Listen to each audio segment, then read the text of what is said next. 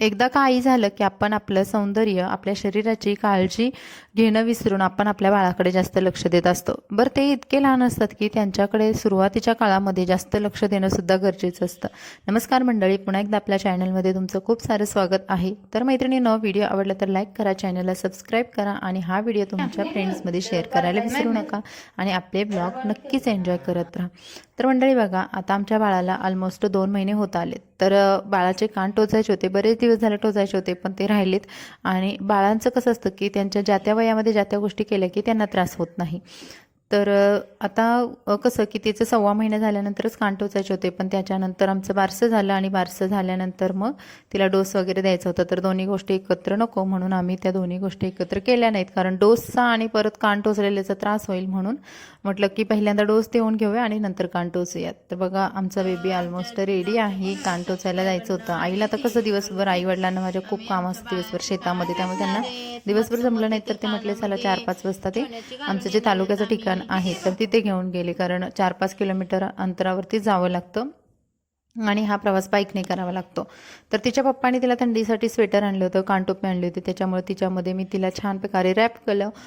कारण आता थंडीचे दिवस आहेत आणि लहान मुलांची जर थंडीमध्ये काळजी नाही घेतली तर त्यांना खोकल्याचे किंवा कफाचे त्रास जास्त होतात.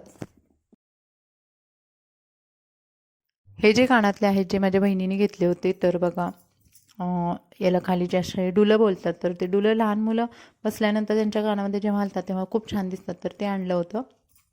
बाळाचं जेव्हा बारसं झालं होतं त्यावेळेस आणलं होतं आणि म्हटलं चला यानेच कान टोचूया, कारण आपण त्यांचं सारखं सारखं तर चेंज नाही करत. तर 1-2 वर्ष त्यांच्या कानामध्ये आरामशीर हे राहतं, त्यामुळे यानेच कान टोचणार आहोत. तर आईची तयारी झालेली आहे आणि बाळाची सुद्धा. तर हे निघालेले आहेत बघा कान टोचण्यासाठी. बघ बाळ कसं दिसतंय सुंदर, ते आल्यानंतर आम्ही तुम्हाला दाखवणारच आहोत.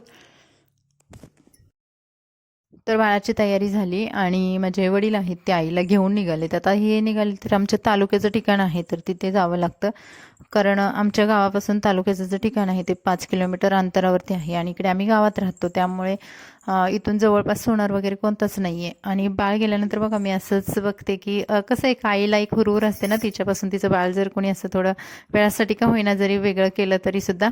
आणि त्याच्यानंतर आमचा बेबी आलेला आहे बघा, त्याच्यामध्ये कानामध्ये छान प्रकारे असे जे डूल आहेत ते घातलेले आहे. आणि आमचा बेबी किती क्यूट क्यूट दिसतोय ना, तर तुम्ही सांगा कमेंट्समध्ये कसं वाटतं आमचं बेबी. आणि तिच्या या नाजूक कानामध्ये हे जे कानातलं आहे ते घातलेलं आहे. आता बघा, ही डुलं घालण्याचं आणखीन एक कारण म्हणजे जेव्हा ते बसतात ना तेव्हा ते कानामध्ये इतके छान दिसतात ना, लुकलुक हालतात त्यामुळे. आणि जेव्हा आपण एखादी छोटीशी रिंग वगैरे घालतो तर त्याच्यापेक्षा ही डूल आहे ती खूप छान दिसतं. आणि बघा पूर्वीच्या पण बायका वगैरे ना आपल्या बाळाला पहिल्यांदा डूलच घालायच्या. त्यानंतर आईने बघा त्याच्यासाठी वाळा आणि मनगट्या पण आणलेल्या आहेत. आता हे बाळाच्या पायामध्ये हे वाळा आहे तांब्याचं घालतात आणि मनगट्या पण घालतात. तर बघा त्या दिवशी संध्याकाळी आणलं, मग मी काय केलं म्हटलं जाऊ दे सकाळीच घालावं, कारण आता रात्र पण खूप झाली.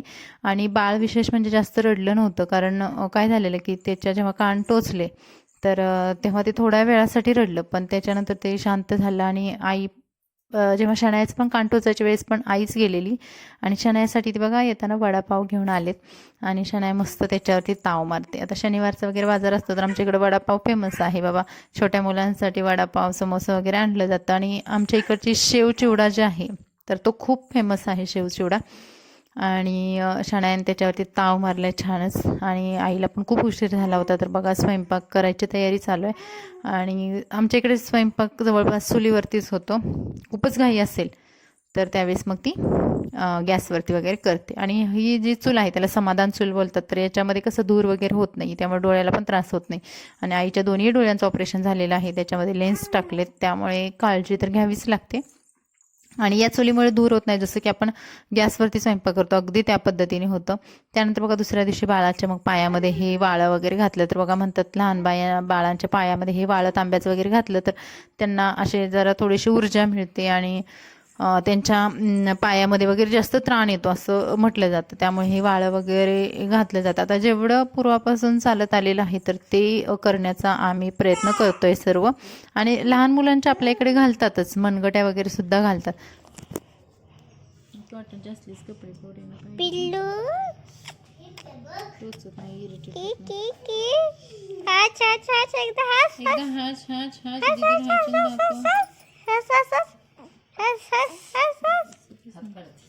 हे बघा बेबी आमच्या कच्चा कच्चा पिची पिची झालाय बघा, नटून थटून बसलाय,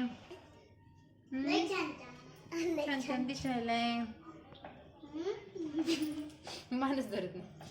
तर बाळाला वाळा आणि मनगट घातलेत तर बघा वेगळंच लगेच रूप येतं बाळांना. आणि त्यांची जेव्हा तब्येत वगैरे थोडीशी वाढायला लागते की बाळसं वगैरे येतं तर ते अजून क्यूट दिसतात.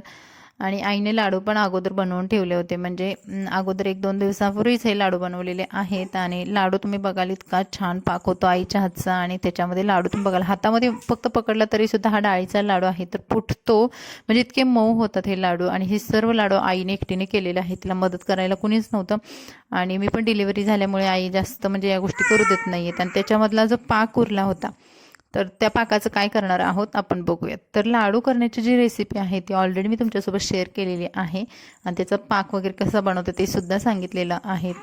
तर या व्हिडिओमध्ये आपण बघणार आहोत की गुडदाणी. तर आई गुडदाणी अगदी मोजक्या मिनटामध्येच करते, की जसं की बघा आता इथे शेंगदाणे तिने भाजायला घेतलेत आणि ते सोलून पण घेतलेत. आता इथं प्रमाण कमी घेतले कारण पाक होता तो थोडाफार उरला होता आणि रात्र्या काहीच केलेलं नाही आईने. मग म्हटली चला दुसऱ्या दिवशी उरलाय तर त्याच्यामध्ये आपण गुडदाणी वगैरे बनवू. आणि माझ्या वडिलांना गुडदाणी खूप आवडते.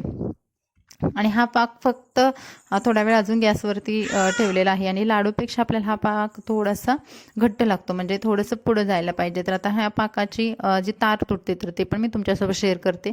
तर अशा पद्धतीने त्याची एक तार बनली पाहिजे, तेव्हाच तुम्ही त्याच्यामध्ये जे गुडदाणी आहे ती परफेक्ट होते आणि फुटत सुद्धा नाही. आता तुम्ही बघाल पुढे जाऊन की गुडदाणी अजिबात फुटत नाही आणि तार बघा किती छान प्रकारे पडली.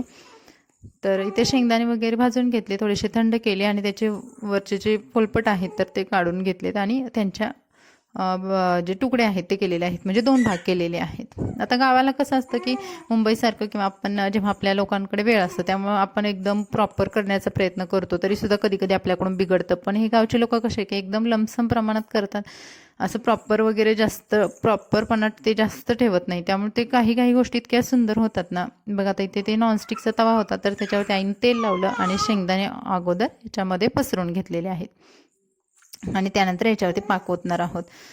तर गुडदाणी या पद्धतीने आई करते ना तर अगदी म्हणजे पूर्णच्या पूर्ण गुडदाणी निघून येते, अजिबात तुटत नाही आणि 10 मिनिटांमध्ये आपल्याला खायला रेडी होते अशा पद्धतीची ही गुडदाणी.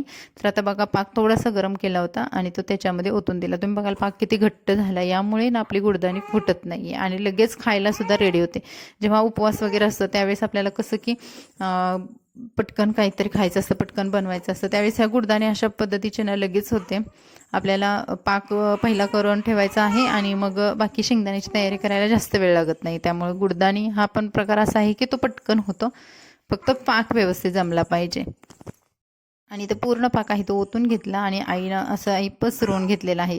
आता कधी इथं नाही पसरला, एखाद्या मोठ्या परातीमध्ये वगैरे जास्त प्रमाणात केला तर आपण अगदी ते एखादं भांडं आहे ते ते इकडे तिकडे फिरवून सुद्धा हा पाक पसरला जातो. पण हा घट्ट पाक आहे त्यामुळे जे जे उलत नाही त्यानेच पसरवलेलं आहे आणि वरून थोडेफार शेंगदाणे आहेत ते टाकलेले आहेत. आता आईला खूप घाई झाली होती, तेवढ्यात तिने ती गुडदाणी बनवली आणि ही गुडदाणी सुद्धा बघूयात आपण. एक 10-15 मिनिटानंतर लगेच सुटते ही गुडदाणी आणि पूर्णच्या पूर्ण निघून येते. तर बघा हे नॉनस्टिकच्या तव्यामध्ये तिने ठेवलेली आहे. जेव्हा आपली गुडदाणी चिटकायचं जेव्हा जास्त चान्स असतो त्यावेळेस आपण नॉनस्टिकच्या तव्यामध्ये सुद्धा करू शकतो. आणि हे बघा ही झालेली आहे रेडी गुडदाणी.